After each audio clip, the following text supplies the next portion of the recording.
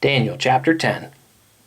In the 3rd year of Cyrus, king of Persia, a revelation was given to Daniel, who was called Belteshazzar. Its message was true, and it concerned a great war. The understanding of the message came to him in a vision.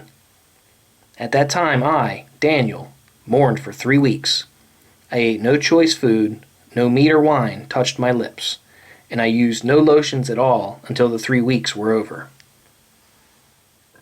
On the 24th day of the 1st month, as I was standing on the bank of the great river, the Tigris, I looked up, and there before me was a man dressed in linen, with a belt of the finest gold around his waist.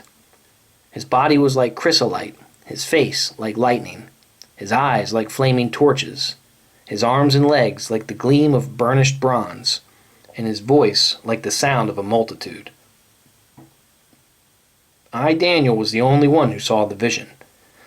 The men with me did not see it, but such terror overwhelmed them that they fled and hid themselves.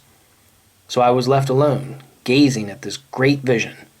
I had no strength left, my face turned deathly pale, and I was helpless. Then I heard him speaking, and as I listened to him, I fell into a deep sleep, my face to the ground. A hand touched me and set me trembling on my hands and knees. He said, "Daniel, you who are highly esteemed, consider carefully the words I am about to speak to you, and stand up, for I have now been sent to you." And when he said this to me, I stood up, trembling.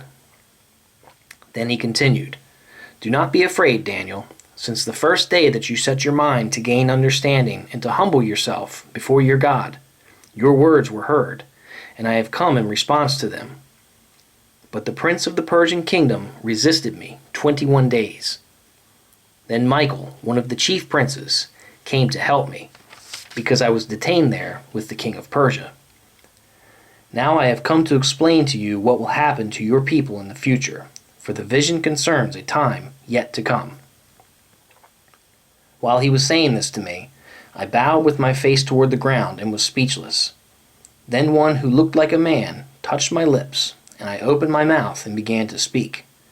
I said to the one standing before me, "I am overcome with anguish because of the vision, my Lord, and I am helpless. How can I, your servant, talk with you, my Lord? My strength is gone, and I can hardly breathe." Again the one who looked like a man touched me and gave me strength. "Do not be afraid, O man highly esteemed," he said. "Peace, be strong now, be strong." When he spoke to me, I was strengthened and said, "Speak, my Lord, since you have given me strength." So he said, "Do you know why I have come to you?